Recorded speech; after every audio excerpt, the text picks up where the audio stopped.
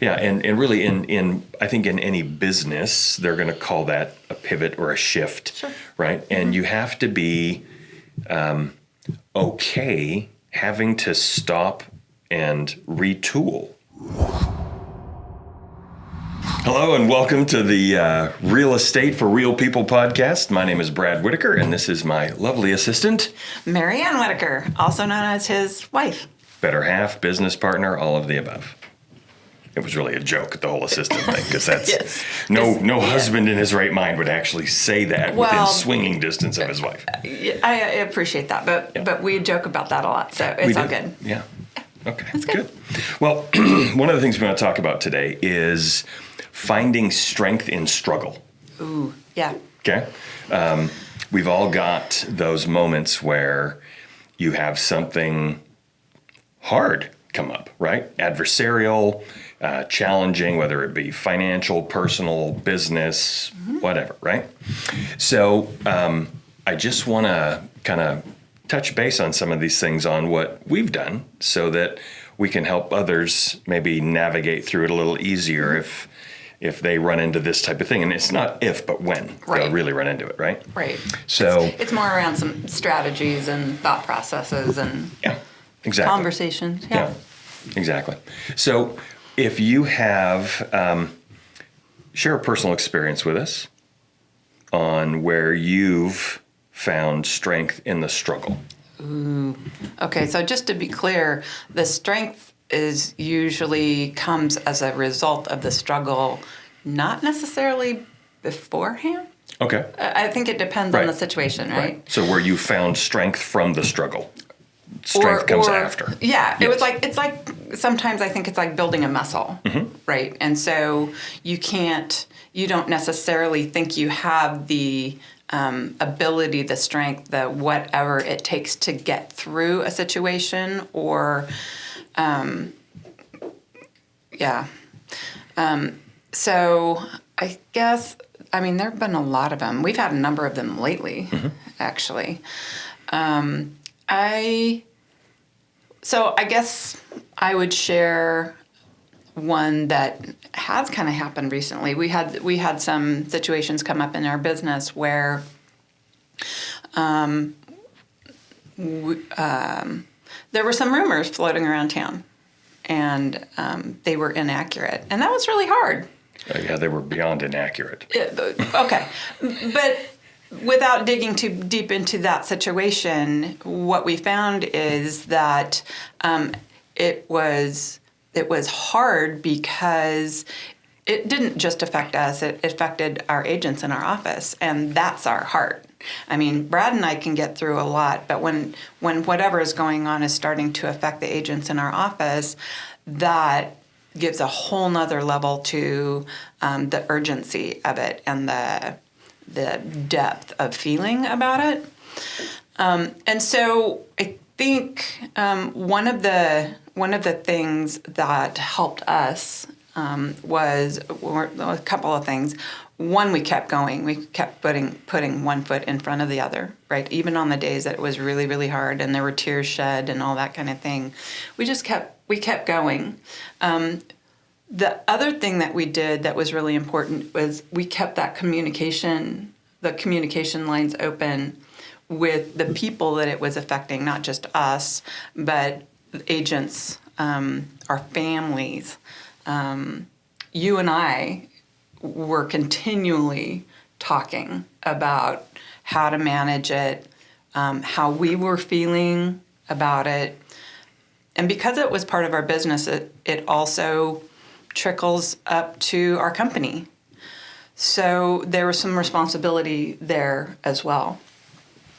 And we happened to be on vacation when this situation arose. So we were not even in the country, which was I think twice as hard. Oh, it exacerbated the problem without question. We were out of the country out of town for 2 weeks. The first on vacation, the second on a corporate convention. And I didn't want, with all this that was going on with our office, I didn't want to go to this corporate convention.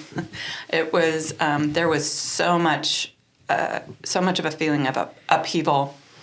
But one of the gifts of going to base camp, which is what Realty One Group's corporate owner or broker owner conference is called, we had the opportunity to listen to a speaker. Her name is Allison Levine. And one of the things she brought up, which ties back to what do you do when you find yourself in a situation that you need to persevere through. She is one of the few women in the world who have climbed the highest peaks on every continent. And she spoke about the fact that when she was at base camp with her expedition, during the times that they weren't climbing and they were just adjusting to altitude and such, she would go and visit the other camps, the other expeditions. And waiting to do the same thing she was there to do. And everybody thought she was being odd, that, that's not a normal thing to do, go and visit other people. But when she spoke with us, what she said was, I needed to make sure that if something happened to us and my expedition up on that mountain, that I would have people vested enough in us that they would come and rescue, that we wouldn't just be left up there on the mountain. And so I think one of the things that we discovered when we were at base camp is the people that we have connected with, not just here in our town, but at corporate. There was a real sense of we're not in this by ourselves. Right. They came to rescue and they came to support, they came to encourage. And so no matter what the adversity is, I think whether it's personal, whether it's relational, whether it's business, whatever it is, making sure you have support people in place for those times when you need assistance. You may need rescue. You may need an infusion of wisdom. Right. And the thing about that is it doesn't happen during the emergency. Those are things you have to work on ahead of time. You have to be purposeful in creating those relationships and making sure that that those people are in your corner, because you just never know. Yeah. Right? I think the thing that affected me the most in listening to Allison was her explaining how teams summit Everest. You get to base camp at 17,000 feet and you stay there for a week, and then you go up to Camp 1, you spend the night, and then you come back down to base camp and you stay there for another week. And then you go back up to base camp or up to Camp 1, spend the night, go up to Camp 2, spend the night, and then come all the way back down to base camp again. And you do that for all 5 camps, right? Or I think 4 camps in the summit. Up to 4 and then 5 you summit. And so this is where her backing down or backing up is not necessarily the same as backing down, because you have to go forward, but then you have to go backwards to go forward again. And so it's just this constant push and pull of, I'm moving forward, and then intentionally, or in our world, we would call that a pivot, right? In business, we're going to pivot and we're going to have to, make some changes, back up a little bit, and then make another run, right? Again, yeah. So that whole concept of backing up is not the same as backing down is critical to understand that when you pivot, it may be a forced pivot. It may be industry pivot, which we can talk a little bit about today. Mm-hmm. The market pivot, it can be anything. Financials can be regardless, right? So just understand that if you are working with your spouse or you own a business and you've got partners, that you're going to have this give and take of excellence and then kind of retool and make that pivot. I think that really does feel like adversity. Or failure. I think at times those words can feel synonymous. But giving yourself permission to understand that we're not always moving forward. It's not a linear journey. There is some backing up oftentimes, in order to be able to move forward. Backing up is not the same as backing down. Right. Yeah. And in that analogy, I mean, there were so many people in the room, and everybody was just kind of stunned that that's how you summit Everest. Yeah, that process. This whole up and down, up and down, yeah, up and down we've thing. We've seen movies, right? I've seen a couple movies about summiting Everest. I've Documentaries. read They never talk about that. read a couple of books, Into Thin Air, John Krakauer. So I don't ever remember reading that part or hitting me in the face that way. Yeah. You know, having somebody really explaining, having that map up on the screen and showing how far up they had to go and how far down they had to come back, and every time going over that ice fall, which is one of the most dangerous parts of those rickety the ladders journey. and stuff. Oh, yikes! that's guts.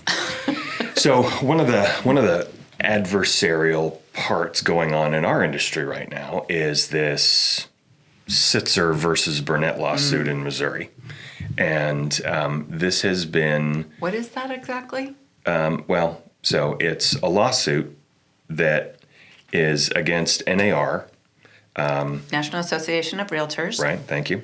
And Berkshire Hathaway is still in there, and Keller Williams is still in there. Now, the whole concept, and RE/MAX used to be in there, and the company Anywhere that used to be known as Realogy was also in that. They plead out, so they spent their $150 million to get out of the case, leaving KW, Berkshire Hathaway, and NAR to take the load. Mm-hmm. So the jury heard deliberations for 11 days, I think, and both sides made their cases, and it was highly emotional, and there were some things that felt almost personal attacky, against some of the leaders of industry. So what's the basis of the lawsuit? Well, the basis of the lawsuit is that the transparency of who should be paying who, as far as the clients paying the buyer or the seller paying the buyer commissions, isn't transparent, and that it is industry-wide fixed, like the fix is in, right? And that, so that's an antitrust issue, right? And becomes a conspiracy, right? And and the reality of it is, it's really hard to prove conspiracy, right? Mm-hmm. So I don't know what testimony was put in front of this jury to have them believe that conspiracy actually happened between the big heads of these companies, but it was obviously enough that they wanted to put the hammer down on this industry. So the judge allowed $1.8 billion in damages. Now, when they come back for the sentencing part, they could actually do what's called treble damages, or 3 times that 1.8. So, and that 1.8 is just a bit of an over-exaggeration. It's like 1.76 and change. But 3 times that's going to be 5.5, 5.7. It's $1 billion. It's going to be a monster. And that's the type of money that just obliterates companies if they have to deal with that. The theory is, all of the press releases that have come out, is that NAR is going to appeal this. But I don't know how that process, again, not a lawyer, so I don't entirely know how that process works, but my thought process is, if they do appeal it, it gives copycat lawsuits time to show up, because nothing's been closed, right? So I know there's a lot of people that think that this is going to, that they are going to appeal this, but I don't know that they will, because it'll be interesting to watch. Yeah, it certainly will be. But what it did was, it's kind of thrown an absolute shock into the industry, because all of a sudden everybody's like, uh-oh, I've got to be transparent. and it's not that we were intentionally being not transparent. It's just that we were following the rules that we were given by NAR, and it can be perceived, if you look at it from one direction, that it is not transparent.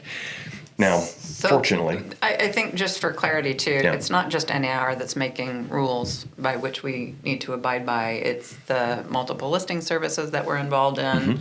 It's the associations that are also under the guidance of NAR. So there are a lot of pieces to it. In Washington, we had a number of forms changes just over 4 years ago that were implemented. And because of those changes in the forms and our processes, our things in Washington will not change. So there is a statute of limitations on antitrust. Is that I actually? think that's how you say it, yeah. Antitrust issues. And so we were, the 4-year deadline in Washington was like the second week of October or something like that. So right before this lawsuit Wrapped up. came into being. So or that was kind of wrapped up. protects our MLSs Right. and the companies in Washington doing business. Right. So We won't fall under that. Right, because lawsuit. they made these changes 4 years ago. They started this transparency change Okay, years ago, and so that really we've become this kind of this thought leader in the country that everybody is at some point going to have to follow in some form or fashion. So I think it's even challenging our Northwest MLS to think even more outside the box, though. Yes. Because there's still some pieces that I would say could be more transparent. Right. Well, yeah, and different ways to do business, right? So one of the things that was brought up in this case in Missouri was how the globally commissions are lower than they are here in America, and they made reference to Australia, where all homes are sold via auction. Right? It's a bidding process. There is no. I mean, it's just very different than the way we do it.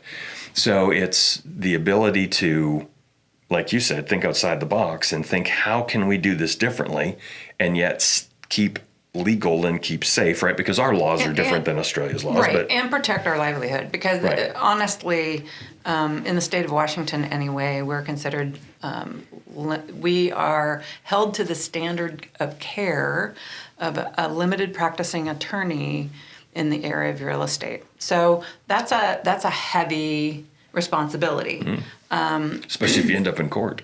It is, yeah. So, anyways, it's going to be interesting to see how that goes, and so that's something that we're dealing with as far as adversity in our profession right now. Right. So that's an industry adversity.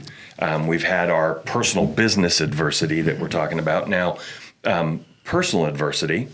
I mean, we haven't really had anything major like that, especially. I mean, unless the rumors are true, and you are. No. Okay. No. Okay. The rumors are not true. Anyways. Don't believe the rumors. Right. So, anyways, one of the things that I wanted to talk about is when you come into a spot where, as a husband and wife, whether you're just a husband and wife or you're husband and wife business partners, right? How do you avoid pulling apart when you should be pulling together when it's the hardest time of the adversity, right? When everything feels like it's just piling in on you. I think everybody's just initial gut instinct is to kind of turtle and just hide. But you can't hide with another person, right? I mean, you can't hide together. I mean, you can hide together, but you know what I mean? I do. Yeah. It's called the silent treatment. Yeah. Oh, okay. Sure. Well, we don't do a lot of that. So No, we don't. Yeah. But we've learned. So I would go back to when we were talking about Allison creating relationships. She did that before. She did that before the adversity. So if you're trying to fix a relationship or fix a marriage in the midst of a lot of adversity, That's gonna God be bless tough. you and good luck. I mean, Yeah, and true I mean story. that in all seriousness. I mean, we are a family of faith, and so So that plays into our relationship in a big way. But I think one of the things that I have learned through, not necessarily through our relationship, but other relationships in the family, is that when you're hurt or feel hurt by somebody that is close to you, instead of grabbing onto that moment or that situation, ask yourself, what do I know about this person at the core of who they are? If it's somebody I've known for years and the situation is such that I've been hurt, instead of just saying, they did that to me, maybe I need to check a couple of things. One, what's my filter? Am I upset about other things? Are other things in my life affecting my response to them? And at the end of the day, in the situation I'm thinking about right now, is it in order to repair and get beyond the adversity, I had to step back and think, what do I know about this individual that I've known for all their life, literally, and who I know them to be at their core. And when I did that, I realized that this person would never intentionally hurt me. This person would never, her thought process was not to harm me or keep me out of something or not participate in activity. It was simply a scheduling thing. And as silly as that sounds, it was a hard situation to get through, because I had to go back and apologize for my part of the drama, my part of the situation, right? And so I think maybe one of the things when you're facing adversity in a relationship is, whether it's sibling, whether it's husband-wife, whether it's parent-child, whatever it is to be able to take a step back, and even if you've already reacted, which is never, it's always better to respond than react. Take a second before you respond. But if you've already reacted, and maybe reacted not so kindly, not so well, compassionately, not so honorably, to be able to go back and say, I've thought about this. I'm really sorry. I was really hurt by this. This is how it felt. But in knowing you and your character, I fully know that that was not your intent. And I'm sorry for responding that way. That process may take a couple of years to undo some hurt, or a year, or 10 months in my case. Right. Or 6 months, but it's worth doing the hard work, and being able to, I think in that case too, being able to, again, find somebody that you depend on, that you count on, that you value their input, their wise, their wisdom, that can speak into your life and give you maybe an outside perspective in a kind and gentle way, but still holding you accountable to be able to go back and resolve those things. Whether it's your fault or not, you still have to find a path to either get back through it or move forward. So either way, having those people in your camp that can come and help rescue you or guide you into whatever's next, I think is critically important. Yeah. And I think, one of the things in Allison's talk to us was that she got to within 287 feet of the summit, and a storm blew in and she couldn't finish the rest of the trek, right? And so to be able to take a picture and know that it's like the length of a football field away, but also realize that at that elevation, that's going to take you 9 or 10 hours to do. And you see this huge storm coming in, and you know that if I go, that could be the end of my life, right? What was the phrase that she used? So instead of go big or go home, it's go big and go home. Right. So there's no sense in blowing it out of the box and then having the box collapse on you, right? Mm-hmm. So you've got to have that wisdom to know when to back down and just understand that it's not failure as much as it is just regrouping. Again, right? I think it's more about backing up. Right. Backing up, reassessing, yep. taking responsibility. Right. Yeah, and really in I think in any business, they're going to call that a pivot or a shift, sure. right? Mm-hmm. And you have to be okay having to stop and retool, right? Well, and readjust what your vision is, because... And it may be that. Yeah. Right. So, I mean, we came to a realization at Base Camp that we have pushed hard to build our business for 6 years now. Mm. And when we started, our agreement was we're going to push really hard and grow it as big as we can for 5 years. Okay, we're on year 6. But well, we had our 5th anniversary, so really, I mean, but okay. Let's not get lost in the minutia. 5th anniversary, we're good. Right? Right. But what we came to realize is we've met that threshold, and we have not had any more discussion about what's next. What's next? What's that next part of our journey? What are those next goals going to be? Because we've just been head down and trying so hard to do all the things to get up and running and doing well, that sometimes you need to take that time and reassess and readjust, and maybe your goals have changed. Maybe situations have changed. But being okay to, even if you have a path, like Allison was saying, she had a path. She knew where she was going, but it didn't work out. So she had a choice. She could either be really upset about it or say, man, I summited Everest. Right? How many other people in this world have done that? Did I get that extra, however many feet up to the very top? No. Does that lessen the impact on my life of the things I've gone through to get to where I am to this point? Absolutely not.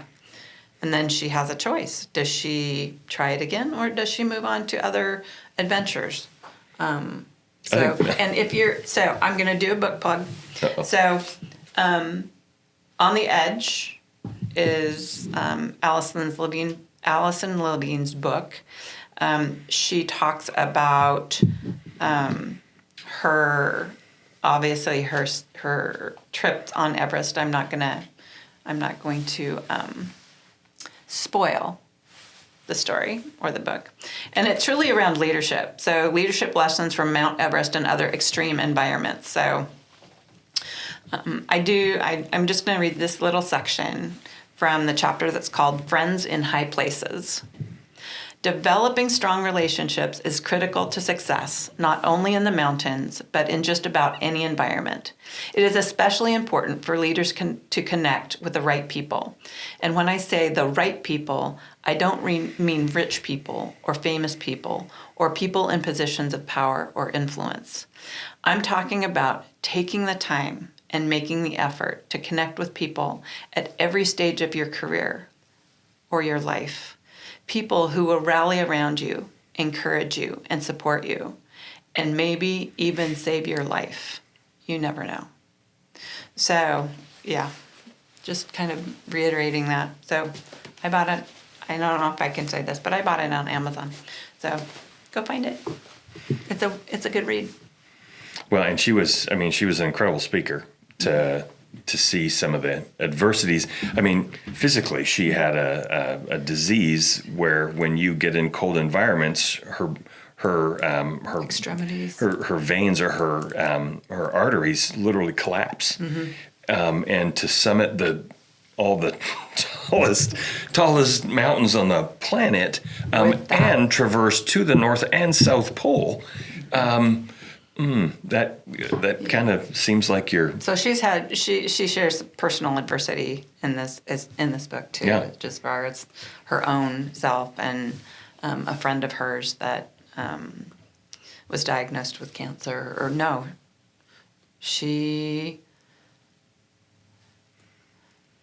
maybe it was cancer. It was something that she couldn't. Lungs. She was Olympian. She couldn't do that anymore, and she died of the flu. Just the plain old flu. Just a plain old flu. Yep. So and Allison again, talks about that. Yeah. So I think the biggest takeaway for me is in all of this, as we wrap this thing up, is that the reality of it is, if you're going to get through something that is hard, it's better to get through it together, being cohesive instead of pulling apart. Agreed. Right? Blaming one another. I mean, you got to own what you've done wrong, even if it's not necessarily an error, Right. but just a decision that decisions, right. timely wise didn't work out. The way you thought it would. You thought it would, right? And so again, it's backing. The difference between backing up and backing down, right? And that ability to shift or pivot is critical. And don't blame people around you to make yourself feel better about that thing. Just realize it's part of business. It's part of growing in a relationship. It's part of life. It's just how this whole thing is supposed to work. So nobody has this meteoric rise without a couple of valleys and pitfalls, right? Yeah. So, and that's any elite athlete, music superstar, actor, whatever, right? We've all got to start at a certain spot, and we can get to whatever height we want to take it to, but don't think that it's all just going to be sunshine and rainbows. And don't try to do it on your own. Seek people out that are for you, that know you, whether it's a coach, whether it's a pastor, whether it's a best friend who can speak wisdom into your life, whether it's, a group of people in your business field. The work we have to do in this world is too important to try and do it on our own, and seek wisdom. And I think one of the things that we talk to our agents about all the time is be coachable, right? Yeah. Don't think that you know it all, and don't keep your defenses up just because of your pride. Understand that very few people literally know it all, right? I only know one. Yeah, right. And so even the smartest people,